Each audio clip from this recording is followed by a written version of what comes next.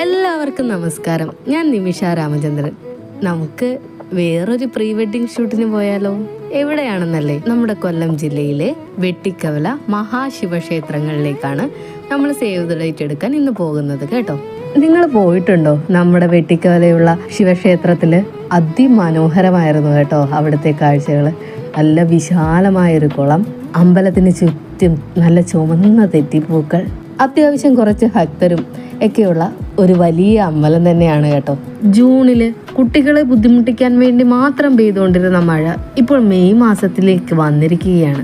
അതുകൊണ്ട് എന്താ ബുദ്ധിമുട്ട്, ചൂട് കുറഞ്ഞില്ലേന്നായിരിക്കും നിങ്ങൾ ചിന്തിക്കുന്നത്. പക്ഷെ ഞങ്ങളുടെ ജോലിക്ക് ഈ ഒരു മഴ ഒരു നശൂർണം തന്നെയാണ് കേട്ടോ. ഞങ്ങളെന്ന് പറഞ്ഞാൽ ഞങ്ങൾ സ്റ്റുഡിയോക്കാർ. ദേവ വെഡ്ഡിങ്സിന്റെ പ്രീ വെഡിങ് ഷൂട്ടിന് വേണ്ടിയിട്ടായിരുന്നല്ലോ നമ്മൾ വെട്ടിക്കവല എത്തിയത്.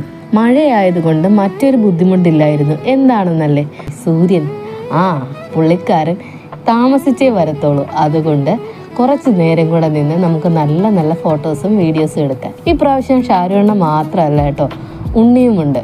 ഇപ്രാവശ്യത്തെ പ്രീ വെഡിങ് ഷൂട്ടിന് ഫോട്ടോയും വീഡിയോയും ഉണ്ടായിരുന്നേ. നമ്മളെത്തുന്നതിന് ഒരുപാട് മുമ്പ് തന്നെ നമ്മുടെ ഗ്രൂം രാഹുൽ വന്നിട്ടുണ്ടായിരുന്നു കേട്ടോ.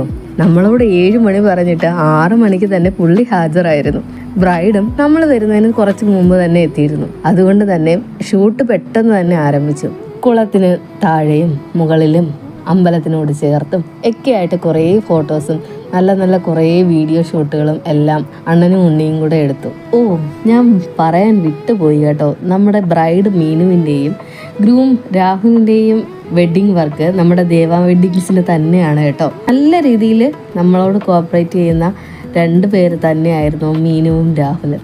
ആദ്യത്തെ കുറച്ച് നേരമാണ് മഴയൊന്ന് മാറി നിന്നത്. പിന്നെ കൂടെ എന്നെ വിളിച്ചോ എന്നും പറഞ്ഞുകൊണ്ട് മഴ ചനിചനാ പെയ്തു. ഞങ്ങൾ എന്ത് ചെയ്യും എന്നോർത്ത് നിൽക്കുമ്പോഴാണ് അഞ്ചലിൽ നിന്നും ഈ ക്ഷേത്രത്തിലേക്ക് തൊഴാൻ വന്ന ഒരു ചേച്ചിയെ പരിചയപ്പെട്ടത്.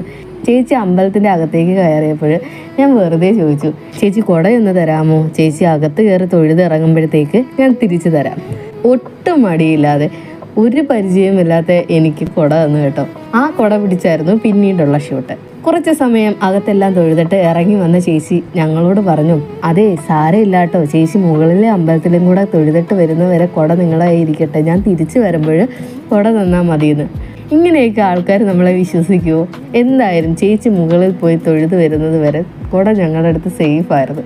പുള്ളിക്കാരിക്ക് ഒരു താങ്ക്സ് ഒക്കെ പറഞ്ഞ് കുടയൊക്കെ കൊടുത്തു. അപ്പോൾ ഞാൻ ചേച്ചിയോട് ചോദിച്ചു, ചേച്ചി ഇവിടെ അടുത്താണോ വീട്? അപ്പോഴാണ് ചേച്ചി പറഞ്ഞത്, അല്ല മോളെ, ഞാൻ അഞ്ചലിൽ നിന്ന് വരികയാണെന്ന്.